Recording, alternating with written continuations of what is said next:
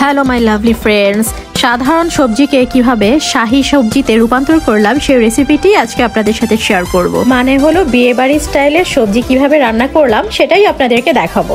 আমি এখানে একটা প্যানে প্রথমে তেল নিয়ে নিলাম, তারপর এতে দিয়ে দিলাম কিছু গরম মশলা, এলাচ, দারুচিনি, 4 ফালি করে কেটে রাখা পেঁয়াজ, আর সাথে দিয়ে দিচ্ছি চিকেনটাকে আমি এখানে প্রথমেই সেদ্ধ করে তারপরে শ্রেডেড করে রেখেছিলাম।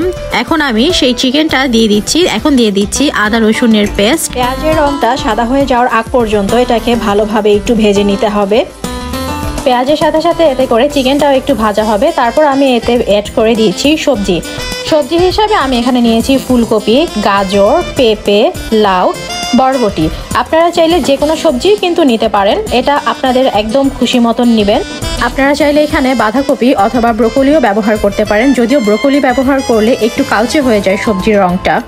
আবার ব্যবহার করতে পারেন নানান রঙের ক্যাপসিকাম, যদিও আমি এখানে ক্যাপসিকামটাও ব্যবহার করেছি, কিন্তু সেটা একটু পরে, তা না হলে ক্যাপসিকামটা বেশি সেদ্ধ হয়ে যাবে।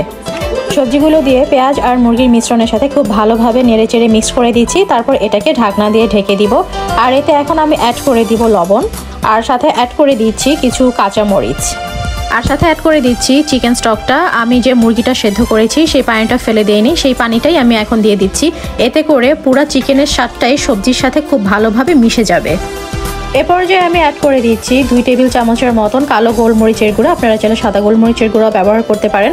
আর দিয়ে দিচ্ছি এখন আমি ক্যাপসিকাম।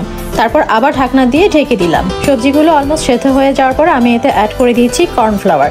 2 চামচ পরিমাণের কর্নফ্লাওয়ার আমি ঠান্ডা পানিতে গুলিয়ে রেখেছিলাম, সেই কর্নফ্লাওয়ারটাই অ্যাড করে দিলাম। তারপরে আবার খুব ভালোভাবে নেড়েচেড়ে আমি মিক্স করে দিচ্ছি। ভালোভাবে মিক্সড করার পরে আমি এতে অ্যাড করে দিব 3 টেবিল চামচ পরিমাণের গুঁড়া দুধ, আর এই গুঁড়া দুধটা কিন্তু ম্যান্ডেটরি অ্যাড করতেই হবে। তারপরে দিয়ে দিচ্ছি আমি 1.5 টেবিল চামচের মতন চিনি, আর দিয়ে দিচ্ছি 1 টেবিল চামচের মতন ঘি। আর এই ঘিটা তো অবশ্যই অ্যাড করতে হবে, না হলে কিন্তু শাহী ফ্লেভারটা কোনোভাবেই আসবে না।